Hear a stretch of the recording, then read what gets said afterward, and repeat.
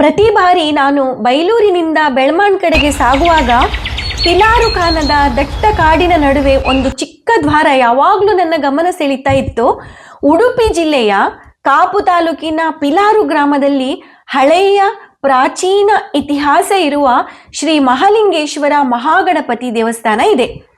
365 ಎಕರೆ ದಟ್ಟ ಕಾಡಿನ ನಡುವೆ ಇರುವ ಭಾರ್ಗವ ಋಷಿ ಪ್ರತಿಷ್ಠಿತ ಪಿಲಾರುಖಾನ ದೇವಸ್ಥಾನ ಇದು. ಇಲ್ಲಿನ ವಿಶೇಷತೆ ಏನಂದ್ರೆ, ಭಕ್ತಿಯಿಂದ ಇಲ್ಲಿ 11 ಬಾರಿ ಪ್ರದಕ್ಷಿಣೆಯನ್ನು ಹಾಕಿದಲ್ಲಿ ಪರಶಿವ ಒಲಿಯುತ್ತಾನೆ, ಇಷ್ಟಾರ್ಥ ಸಿದ್ಧಿಯಾಗುತ್ತದೆ ಎನ್ನುವ ನಂಬಿಕೆ.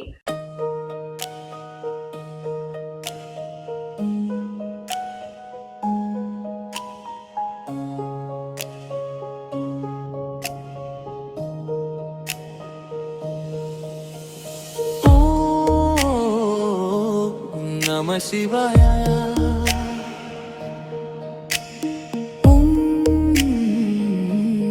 ನಮಃ ಶಿವಾಯ.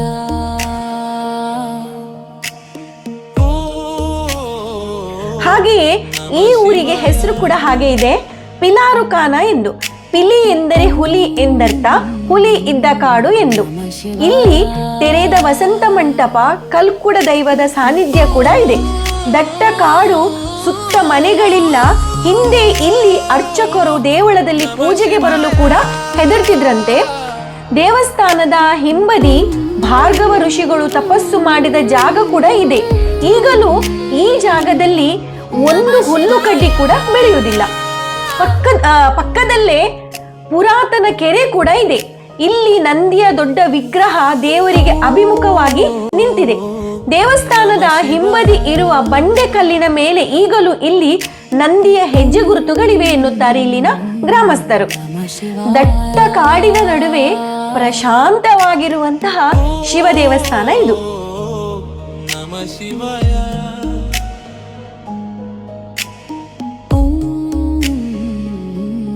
ನಮಃ ಶಿವಾಯ.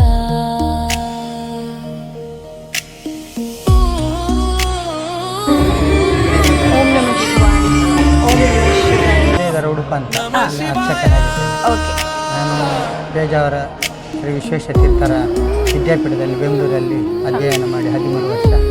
ಮತ್ತು ಈ ಅನೇಕ ದೇವಸ್ಥಾನಗಳಲ್ಲೆಲ್ಲ ದೇವರ ಸೇವೆಗಳನ್ನು ಮಾಡಿಕೊಂಡು ಇಲ್ಲಿ ಅರ್ಚಕನಾಗಿದ್ದೇನೆ. ಇಲ್ಲಿ ಇದು ನಮ್ಮ ಹಿರಿಯರಿಗೆ ಮರಿಯಪ್ಪ ಸುಬ್ರಾಯ ಎಂಬಂತಹ ಒಬ್ಬ ಬ್ರಾಹ್ಮಣ ಮಕ್ಕಳಿಲ್ಲ ಅಂತ ಹೇಳಿ ನರಸಿಂಹ ಮಠ ಮತ್ತು ಈ ದೇವಸ್ಥಾನ ಎರಡನ್ನು ಕೂಡ ಪೂಜಾ ಕೈಂಕರ್ಯಕ್ಕಾಗಿ ಅವರು ನಮಗೆ ಕೊಟ್ಟಿದ್ದು ಎಂಬುದಾಗಿ ನಮ್ಮ ಹಿರಿಯರೆಲ್ಲ ಹೇಳ್ತಾ ಇದ್ರು.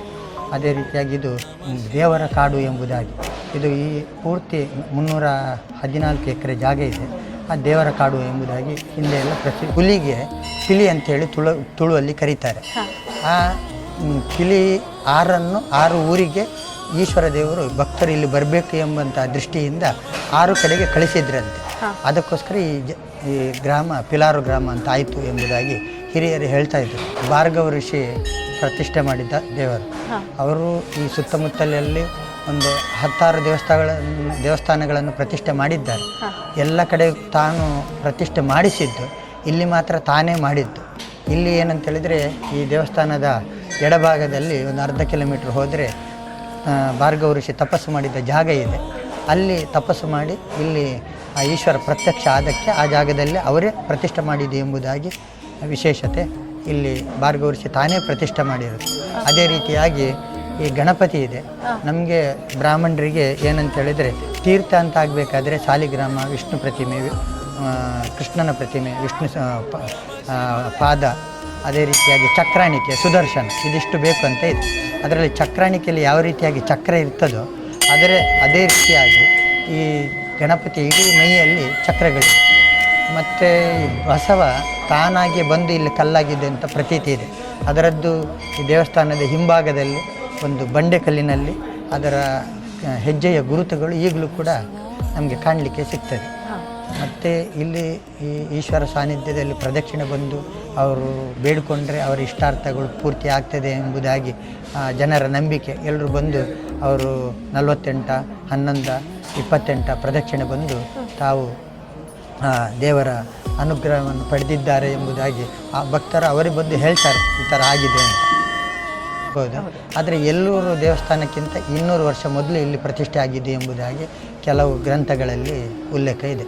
ಓಕೆ. ಇದು ಮಹಾಶಿವರಾತ್ರಿ ಬಿಟ್ಟು ಬೇರೆ ದಿನ ಎಲ್ಲ ಏನೆಲ್ಲ ಒಂದು ವಿಶೇಷತೆ, ಒಂದು ಪೂಜಾ ಕಾರ್ಯಕ್ರಮಗಳು? ಇದು ದೀಪೋತ್ಸವ ಒಂದು ಕಾರ್ತಿಕ ಮಾಸದಲ್ಲಿ ನಡೀತದೆ. ಆಮೇಲೆ ಕಾರ್ತಿಕ ಸೋಮವಾರ 4 ಸೋಮವಾರ ಇಲ್ಲಿ ಅನ್ನ ಸಂತರ್ಪಣೆಗಳೆಲ್ಲ ನಡೀತದೆ. ಅದು ಬಿಟ್ಟು ನಿತ್ಯ ಪೂಜೆ ಮಾತ್ರ. ಬೆಳಿಗ್ಗೆ ಒಂದು 8 ಗಂಟೆಯಿಂದ ಮಧ್ಯಾಹ್ನ 12:30 ತನಕ ದೇವಸ್ಥಾನ ಓಪನ್ ಇರುತ್ತೆ. ಸೋಮವಾರ ದಿವಸ ಒಂದು 1:30-2 ಗಂಟೆ ತನಕ ಇರುತ್ತೆ.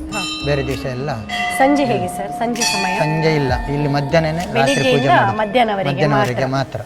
ಇದು ಕಾಡಾದ್ರಿಂದ ಎಲ್ಲ ಹಿಂದಿನವರೆಲ್ಲ ಹೆದರಿಕೆ, ಆ ದೃಷ್ಟಿಯಿಂದ ಇಲ್ಲಿ. ಮತ್ತೆ ವಾರ್ಷಿಕ ಜಾತ್ರಾ ಮಹೋತ್ಸವ ಅಂತ ಹೇಳಿ ಯಾವ ಸಮಯದಲ್ಲಿ? ಅದು ಶಿವರಾತ್ರಿ ದಿವಸ ಧ್ವಜಾರೋಹಣ, 5 ದಿವಸ ಜಾತ್ರೆ ಇರುತ್ತೆ. ಹಿಂದಿನವರೆಲ್ಲ ಶಿವರಾತ್ರಿಯಿಂದ ಆರಂಭಿಸಿಕೊಂಡು ಮಾಡ್ತಾ ಇದ್ರು. ಅದರಿಂದ ನಾವು ಅದನ್ನೇ ಮುಂದುವರಿಸ್ತಾ ಇದ್ದೇವೆ.